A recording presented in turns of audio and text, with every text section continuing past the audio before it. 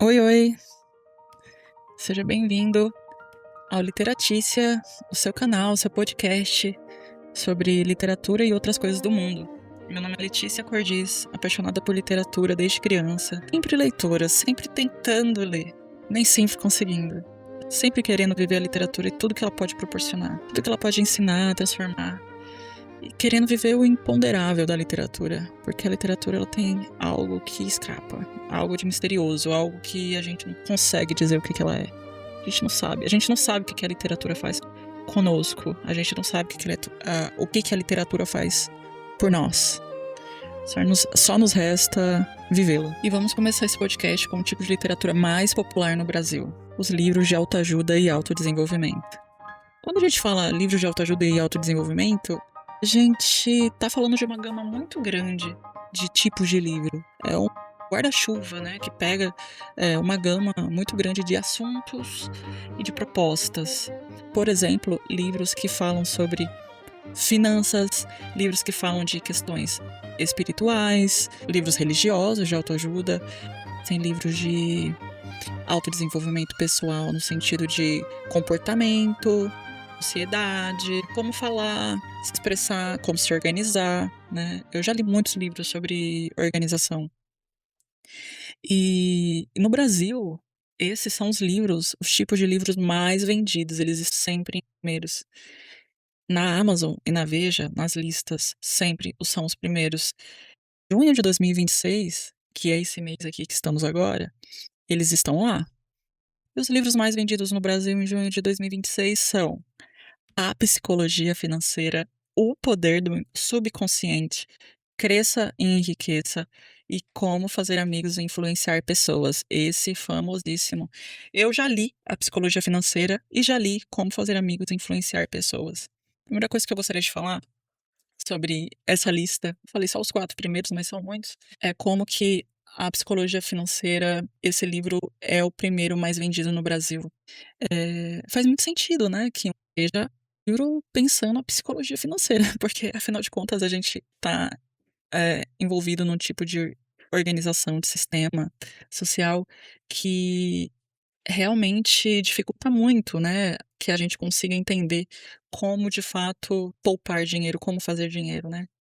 E realmente, né, eh, faz todo sentido, né, que a gente busque essa resposta. Afinal de contas, o que a gente percebe, olho nu, porque não é fácil fazer uma análise da sociedade para entender as desigualdades sociais, mas o que a gente consegue ver é que algumas pessoas conseguem ganhar dinheiro e outras não.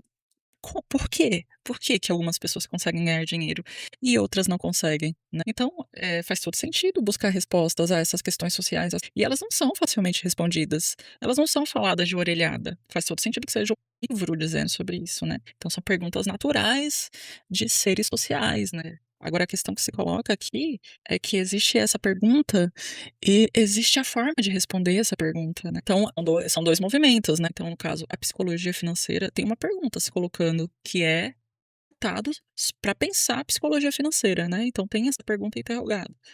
E tem a resposta. E, de fato, essa pergunta, ela só faz sentido no contexto social em que vivemos, e a forma como se responde, ela só faz sentido também no contexto social em que vivemos, né? Jamais faria sentido um livro chamado A Psicologia Financeira no século XVIII. Ele faz sentido agora ele faz sentido. E a forma como esse livro responde essa questão, ela faz sentido agora. Por que que essas perguntas estão sendo feitas, né? Justamente, né? Num país endividado, faz todo sentido que essa pergunta esteja sendo feita, né? Qual é a qualidade dessa resposta? Não sabemos. Quer dizer, eu li esse livro, sim, mas a gente nem vai entrar nesse pormenor, né? É, mas a gente sabe, né? A questão que se coloca é: o livro de autoajuda, de fato, ele ajuda? O livro de autoajuda ajuda, né? Porque o que a gente consegue perceber é que a questão que se coloca então é que esses livros, como eles partem de uma pergunta interrogada, eles partem de um princípio que eles querem uma resposta direta, né? Só que toda resposta é parcial, a literatura é parcial, não existe salvação. Você não vai encontrar solução em livro, né? Então, nesse sentido, o livro de autoajuda, ele de fato ajuda? O livro de autoajuda ajuda? Então, a pergunta e a resposta ela parte de um princípio de fantasia, né, e parte de um princípio de fantasia que tenta abarcar uma totalidade, uma universalidade que ela é impossível, então ela é sempre parcial. O quarto livro mais vendido no Brasil se chama Como Fazer Amigos e Influenciar Pessoas. Eu li esse livro, eu li esse livro e gostei muito. Eu li esse livro e gostei muito.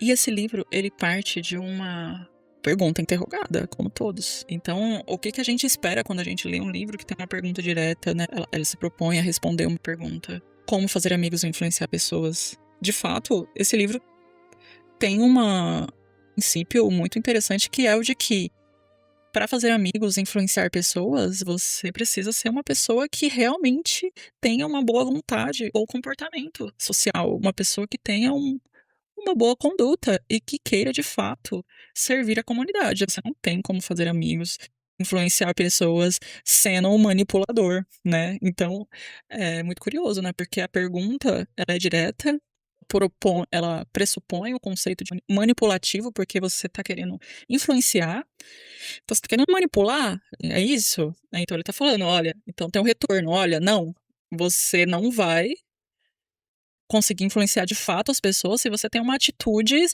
cínica em relação ao seu comportamento com as pessoas, né? Você realmente precisa ter um comportamento que você contribui com a sociedade, em que você ajuda os outros. Se você tem um comportamento manipulador, que é, inclusive, né, pô, a pessoa tá querendo influenciar as pessoas, olha, isso é um pressuposto que pode partir de um lugar de manipulação, né? Ele tá falando, olha, se você quiser manipular as pessoas, se você quiser sugar e não contribuir, as pessoas não vão querer ser suas amigas. Elas percebem. Ninguém é idiota. As pessoas percebem, elas saem fora, elas não vão gostar de você. Então, nesse sentido, esse livro, por exemplo, eu gostei muito, porque ele realmente se propõe a dar uma resposta universalizante, porque, como a gente está falando, né? Não existe resposta total, não existe, toda resposta é parcial, não existe salvação. Mas ele conseguiu chegar num lugar de que, olha, se você tem uma conduta manipulativa, ninguém vai querer ser seu amigo. Não é chegue perto de pessoas influentes, chegue perto de não sei quem, não sei o quê. Não, seja bacana com os outros, contribua com a sociedade. E esse conselho dele me surpreendeu bastante, eu li ele faz bastante tempo, e, e me surpreendeu, e eu sei que é um princípio crístico, então não deveria nem ter me surpreendido tanto, né? Mas eu realmente me surpreendi porque existe uma gama, né, uma construção social de construção, existe uma gama de entendimento sobre comportamento humano e as pessoas têm essa defesa do oportunismo, né? Tipo, ai, se aproxime de quem é influente, se sente na mesa do lado de poderosos, e, sabe? E isso é surpreendente, né? Porque é um retorno crístico, né? É porque a gente sabe também que o ensinamento cristão é dificílimo, né? Assim, a gente vive numa sociedade cristã, mas no sentido religioso do que no sentido ontológico, assim, da coisa, porque as pessoas não têm comportamento cristão, né? Elas têm comportamento predatório, predativo, e é colocado pelo sistema financeiro, nossa sociedade, né? Que é o capitalismo. A gente vive numa sociedade capitalista predatória, as pessoas têm introjetado a conduta predatória e a noção de que do que vale mais, do que vale menos, né? Mas enfim, isso é para outro momento também. Mas a questão que também se coloca é a noção de conselho, né? Então, essa literatura, ela vem com uma resposta direta, né? Pode ser uma resposta complexa, como costuma ser, porque pelo menos em alguns casos, né, não todos, né, na verdade, a maioria não, mas esses livros podem vir com uma resposta muito profunda, muito complexa, mas também uma resposta direta, né? Ele tá dando conta, né? E é uma resposta que funciona de forma a ser um conselho. Ele está te aconselhando.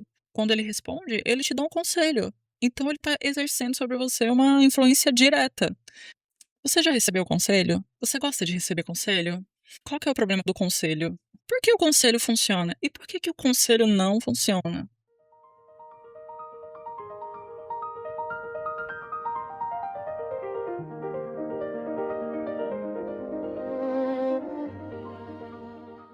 estava conversando com uma amiga muito querida sobre essa noção de, livros de alta essa oposição entre livros de autoajuda e os livros de literatura tradicional, né. Porque existe essa pergunta que é feita direta de maneira direta e com resposta direta e conselhos, né, listas de como fazer tudo estes, né. E livros que não vão te dar conselhos, né. Eles não vai dizer: "Faça isso", vai construir uma história, e essa história você vai se identificar com ela ou não, não é, você vai partir de outras prerrogativas para se relacionar com uma história, romance, por exemplo, né, uma crônica, uma novela, que não tem um conselho embutido nisso, né. Ou tem? Ou será que tem, né. Graciliano Ramos, por exemplo, foi grande escritor brasileiro. Ele é o meu favorito, né, e eu sei que é gosto pessoal, eu sou muito fã de Graciliano Ramos, os meus amigos próximos sabem do meu carinho pela obra de Graciliano Ramos, eu já li tudo dele, quase.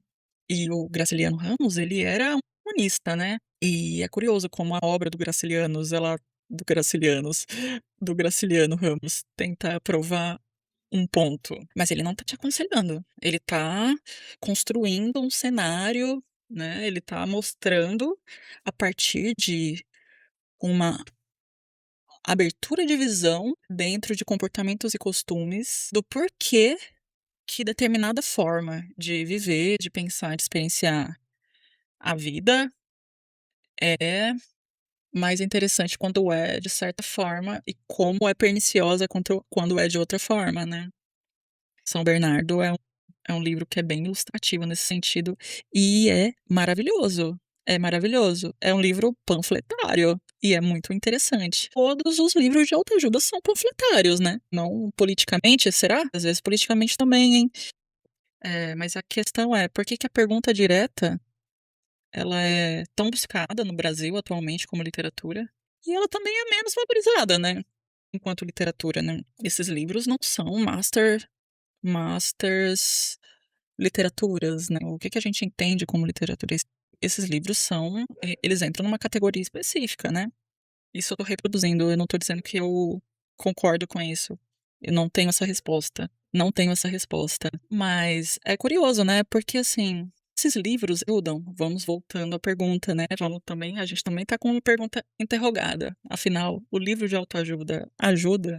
Os livros de autoajuda, eles de fato nos ajudam? E se ajudam, como ajudam? E se não ajudam, por que não ajudam?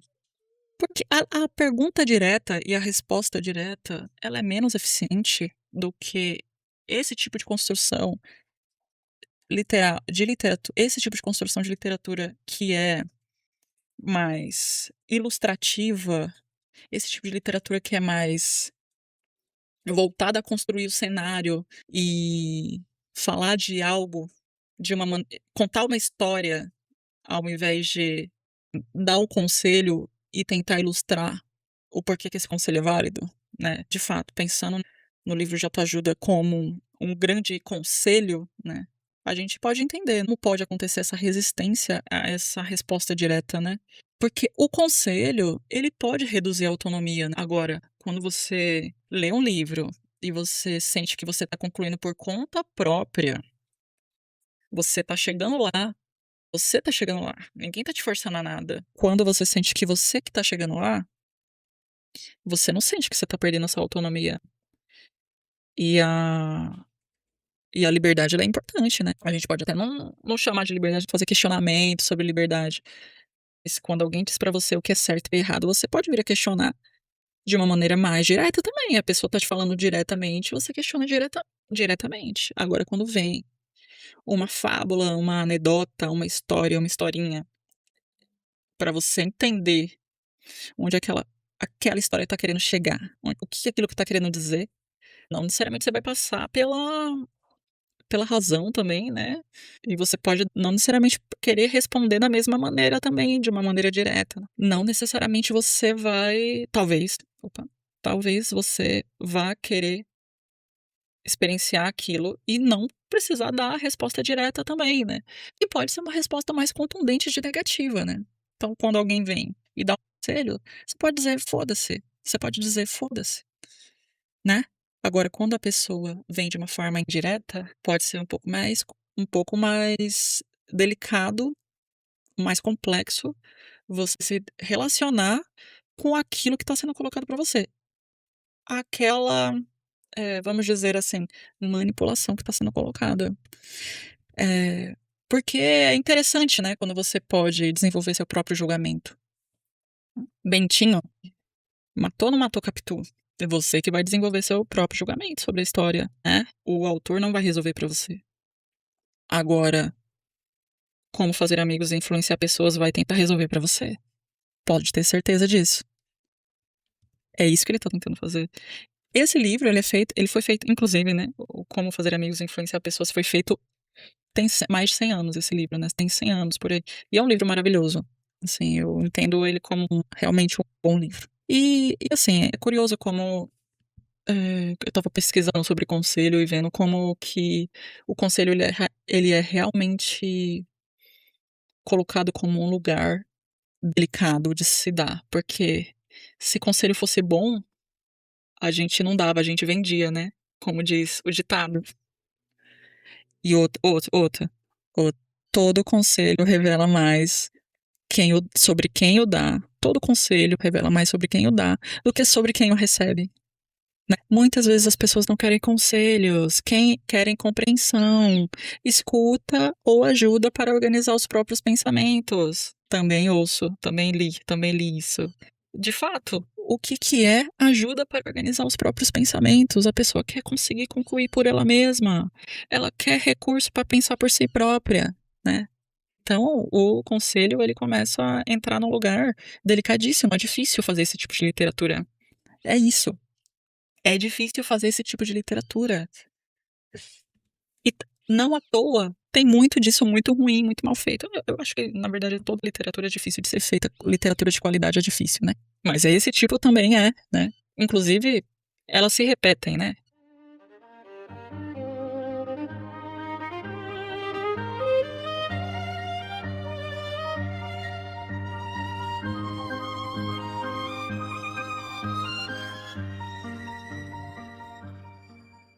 Ainda falando sobre conselho, esses dias eu vi uma notícia sobre Marie Kondo. Conhece Marie Kondo? Marie Kondo é uma guru de organização que ela fez 2 livros muito importantes sobre organização, revolucionários sobre organização.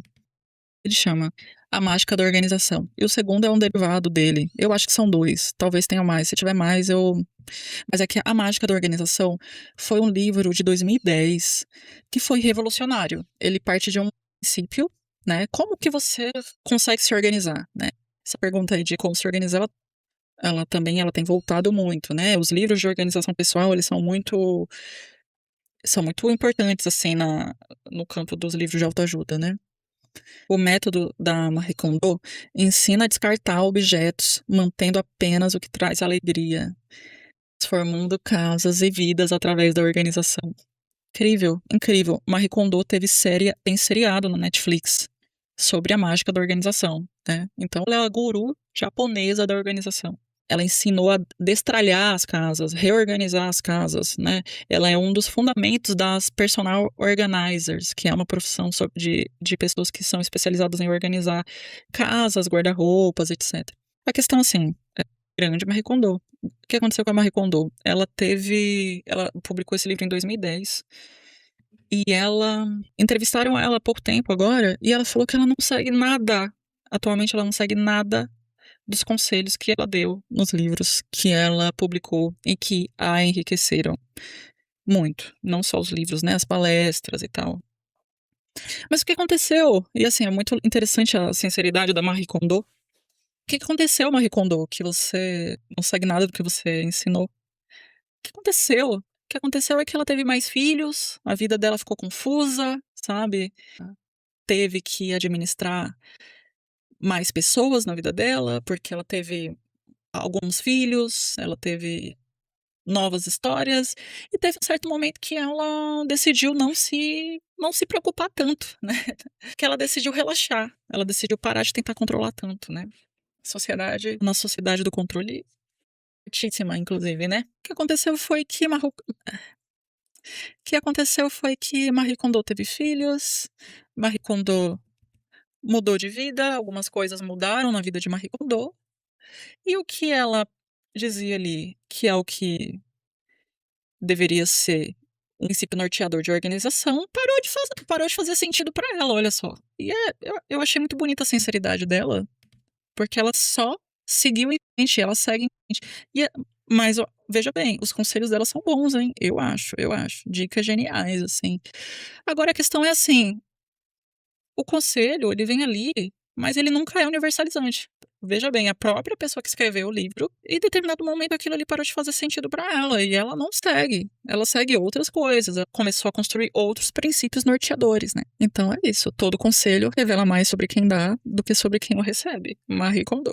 Outra guru da organização que eu sigo e gosto muito, não vou falar o nome dela, tá?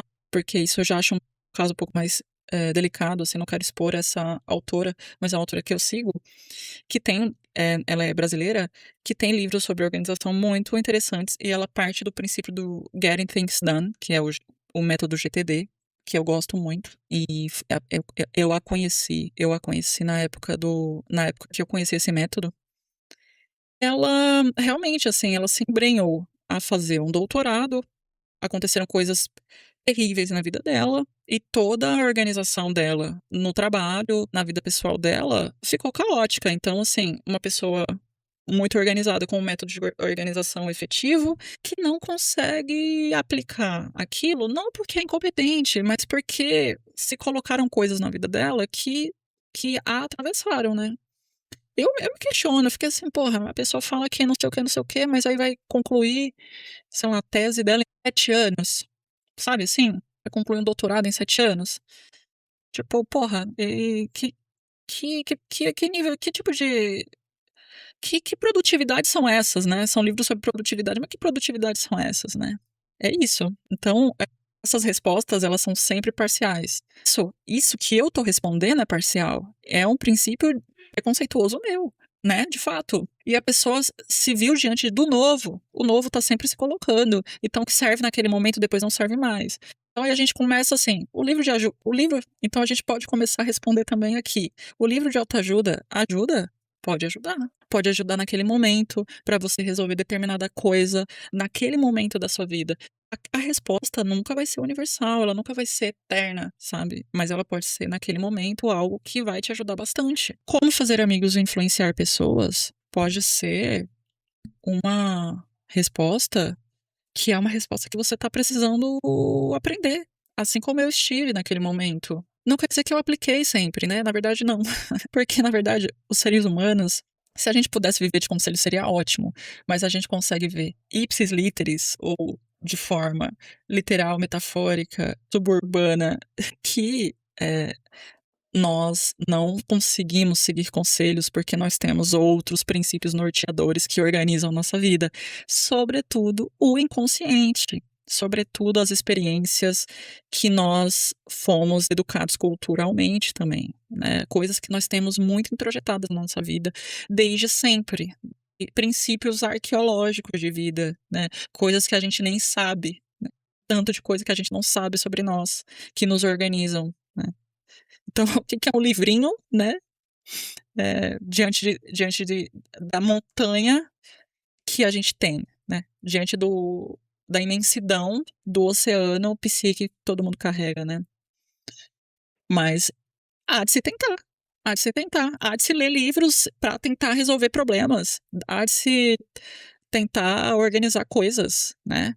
A gente só não pode ter a ingenuidade de achar que aquilo ali vai nos responder ou que a gente vai ter uma devolutiva certa. Infelizmente não vamos. Gostaria. Na verdade, eu não sei se eu gostaria, porque a vida seria muito chata, né? Se a gente tivesse tudo uma previsibilidade tão grande, né? Não sei. Talvez gostaria, sim. Mas é sempre parcial. Tem um outro cara que, quando eu tinha uns 17 anos, eu li alguma coisa sobre ele. O nome dele é Osho. Esse aí, esse aí foi um dos ícones dos livros de autoajuda, espiritualistas. Querido Osho, um guru. O Osho, ele foi personagem de de um documentário na Netflix, documentário não, de uma série na Netflix chamada Wild Country. Um guru indiano, líder do movimento Rajneesh. Ele foi polêmico, né, cara? Mas como que se descobriu essa polêmica dele, né? É um guru espiritualista, né? Líder de um movimento, né? Osho publicou muitos livros de conselhos espirituais, compreensão da vida, né? O cara que tava falando sobre amor, liberdade, solitude, segredos, coragem, consciência. E ele se tornou nos anos 70, se eu não tô enganado, nos anos 70, eu acho que ele morre no final dos anos 80. Ele se tornou uma figura muito adorada, né? Muito seguido. Era uma figura muito polêmica, né? Você sabia do Osho, do Bhagwan, como chamavam ele também? Você sabia pouco da vida dele na Índia. E lá ele já tinha muitos seguidores, um secto muito grande, né? Mas em certo momento ele foi parar nos Estados Unidos, ele foi morar num rancho, né? Feito, né? Ele e o seu secto uma vida no rancho, num rancho isolado nos Estados Unidos, no meio oeste, por ali, assim.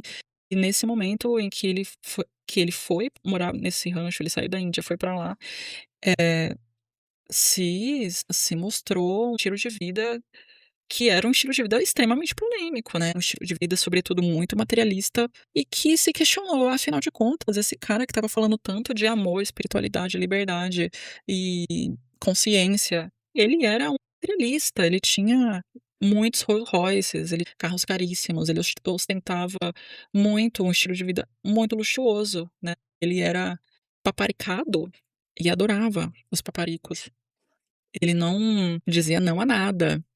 Então, assim, então colocamos aqui, a gente falou da Marie Kondo, a gente falou dessa essa outra autora brasileira, e a gente tá falando do Osho também. Olha só, o Osho também, ele era um exemplo, ele foi um exemplo. Quem é esse conselheiro? Quem é que tá dando conselho? Por que que eu vou ouvir o conselho dele, né? Especialmente conselhos voltados à espiritualidade, né?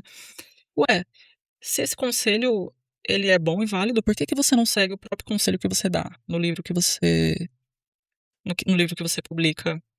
Então o conselho do livro de autoajuda, ele tem algo de inacessível, né, ele é inacessível a quem o emite, né, ao construtor da ideia, né. Então tem uma coisa crística, será que a gente tá voltando pra Cristo de novo? Essa coisa, nossa, mas o budismo também, né, tanto é que existe o nirvana, né, esse estado inalcançável e tal. Mas o conselho do Osho é do coração vibrar, né? Nossa, vibrar no dinheiro, vibrar no Rolls Royce? Onde que esse coração tá vibrando? Mas e aí? Mas e aí? O livro dele é inválido? O que que é válido? Esse cara, ele não prega o que ele diz? Os conselhos dele valem ou não valem? Ou a validade é parcial? É isso, né? Às vezes o conselho vem ali naquele livro pra te lembrar, né? Enquanto você é invadido pelo seu inconsciente, né? Então ele tá ali falando de amor, mas tem um princípio ordenador dele ali de poder, de Rolls Royce, né? Ele tem aquele outro princípio ordenador ali com ele. Mas talvez se em algum momento ele lê aquele conselho por alguns minutos ali, ele possa ficar dentro do princípio do amor. Talvez funcione parcialmente. Um pouquinho de tempo, 3 minutos ali. Voltamos aqui, né? Conselho funciona. Os princípios norteadores da religião e das religiões, eles são, para mim, ilustrativos, né, sobre como funciona a questão da orientação, né, orientação social, espiritual, orientação de como lidar com finanças. Então, existem esses princípios, eles costumam ser organizados em torno de parábolas, anedotas, contos. Então, o que me parece é que a construção de algo, essa produção de convencimento para que haja uma transformação de conduta, ou então haja uma aceitação de algo, né. Mas vamos pensar em transformação de conduta, que é mais fácil, assim. Ela precisa ser multifatorial, né, me parece, né. Então não à toa vem esse princípio de anedota, de conto, de parábola, de literatura. O que que é literatura, né?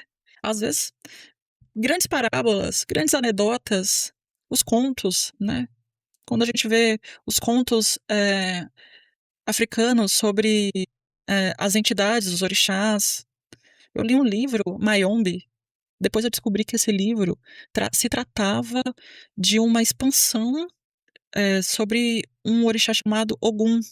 Eu não sabia, não sabia. Eu li esse livro, não sabia que ele tinha esse pano de fundo por trás, que tinha essa parábola, essa história voltada a uma questão de desenvolvimento espiritual. Quando li, amei o livro, inclusive ele me orientou, né? Porque os livros fazem isso, as coisas fazem isso, né, conosco, né? Porque os livros fazem isso, né? Não se precisa de um conselho direto, né, para nos colocar para pensar. E talvez o conselho direto nos coloque mais resistência do que aquela manipulação sutil que as histórias podem nos conduzir. Manipulação não é uma coisa ruim, necessariamente. Não necessariamente é uma coisa ruim. Então, então, o livro de autoajuda pode ajudar? Pode. É isso.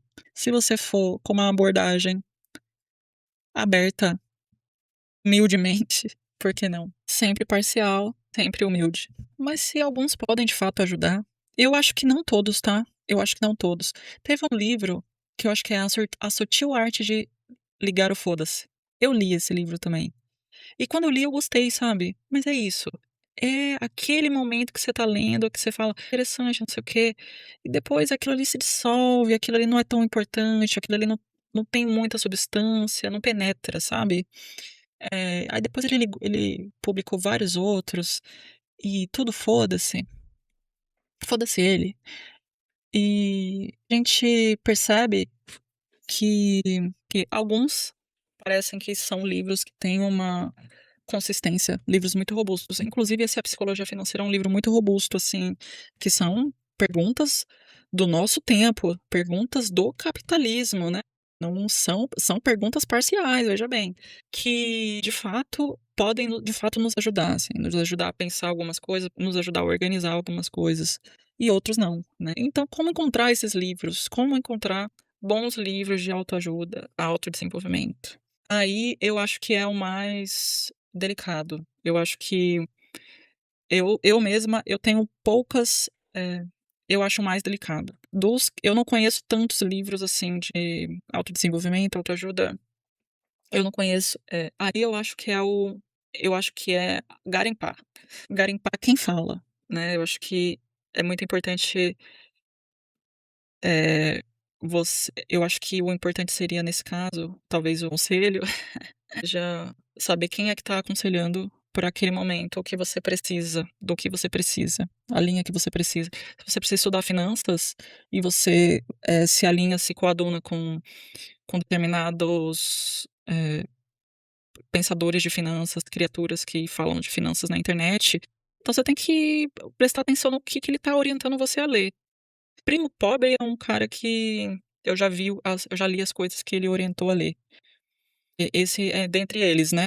Primo Rico, por exemplo, eu já não gosto, mas eu acho que vai nessa linha. Eu acho que é buscar quem a gente acha interessante e inteligente também, né, para nos orientar nesse sentido de escolher bons livros. Não vou falar para vocês aqui que eu tenho uma lista de grandes bons livros de autoajuda, porque eu não tenho, porque vários livros que eu li, que eu achei interessante no momento que eu li, depois eu deixei de achá-los, porque eles são sempre parciais, entendeu? Então eles me serviram naquele momento.